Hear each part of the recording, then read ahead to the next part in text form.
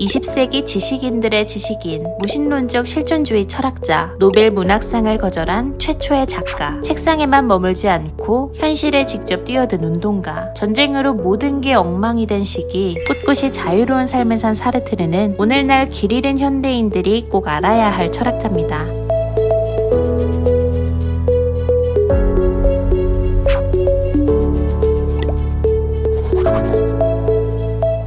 1905년 프랑스 파리에서 태어난 장폴 사르트르는 어릴 때부터 자신만의 행복을 추구했습니다. 2살 때 아버지가 병으로 세상을 떠난 뒤 어머니와 함께 외할아버지 댁에서 살았는데요. 독일 문학을 가르치는 대학 교수였던 외할아버지의 서재는 놀이터나 마찬가지였습니다. 쌓인 책에 몰두하다가 7살 무렵부터 시를 쓰며 노는데 친구가 없어서 혼자만의 세계에 더욱 빠져들 수 있었죠. 키가 작고 못생겼다는 평가를 들은 사르트르, 게다가 3살 때 큰 병을 앓고 오른쪽 눈을 잃은 그는 주위에서 놀림을 받았고 12살 라로셸로 이사한 뒤에는 왕따를 당하기까지 합니다. 혼자 수준이 월등히 높았으니 친구들과 어울리긴 더 힘들었죠. 하지만 개의치 않고 여전히 책 읽기에서 즐거움을 찾았고 처음엔 문학을 주로 읽다가 철학에 흥미를 느낍니다. 앙리 베르그송의 시간과 자유의지를 특히 감명 깊게 읽었는데 이는 나중에 그의 실존주의 철학에 큰 영향을 미치죠. 여기서 우리는 사르트르가 미움을 받아도 당당하게 인생을 꾸리는 힘이 있다는 것을 알 수 있는데요. 훗날 집필한 희곡 닫힌 방, 타인은 지옥이다라는 말로 유명한 이 작품에서 그는 타인의 시선에 휘둘리면 말 그대로 타인은 지옥이 된다는 것을 보여줍니다.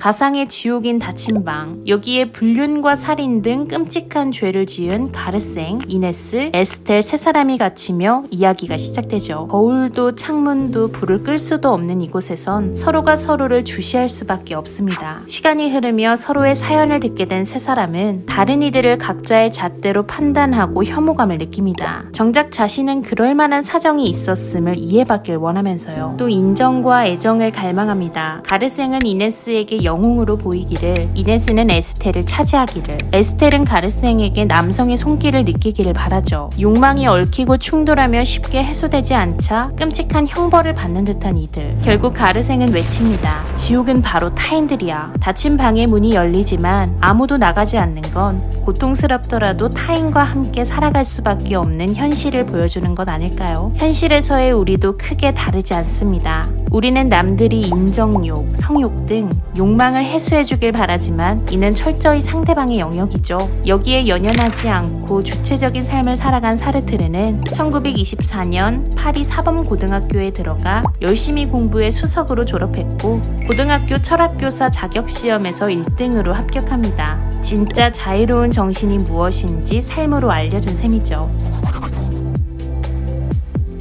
1931년부터 2년 동안 학교에서 철학을 가르친 그는 독일 철학자 에드문트 후설을 공부하고자 베를린으로 유학을 갑니다. 후설과 함께 마르틴 하이데거의 철학을 연구하며 사람을 깊이 이해하는 등 자신만의 철학을 세울 준비를 하는데요. 제2차 세계대전이 발발하고 포로로 수용소에 갇혔으나 여전히 글을 쓰면서 생각을 가다듬죠. 훈련한 뒤 수용소에서 얻은 영감으로 철학서 존재와 무를 발표해 명성을 떨칩니다. 신이 없는 세계 속 사람의 자유에 대해 분석한 이 책은 그의 실존주의를 정리한 대작으로 손꼽히는데 700쪽이 넘는 두꺼운 분량과 난해한 내용에도 불구하고 젊은 세대를 중심으로 큰 인기를 끌죠. 실존주의를 주제로 강연하면 강연장은 빽빽이 들어선 사람들의 열기로 후끈거렸습니다. 그 이유는 실존주의가 막 전쟁을 경험한 이들에게 와닿았기 때문인데요. 신이나 전통 가치가 사람을 지켜줄 거라는 믿음을 더는 가질 수 없던 사람들은 사람이란 존재가 얼마나 나약한지 깨달았습니다. 그럼에도 어떠한 권위에도 기대지 않고 우뚝 서야 한다고 강조하는 이 사상은 공감과 위로를 주었죠. 우리에게 폐허 속에서도 삶을 일궈나가는 자유와 선택, 책임이 있다는 희망적인 메시지를 전합니다.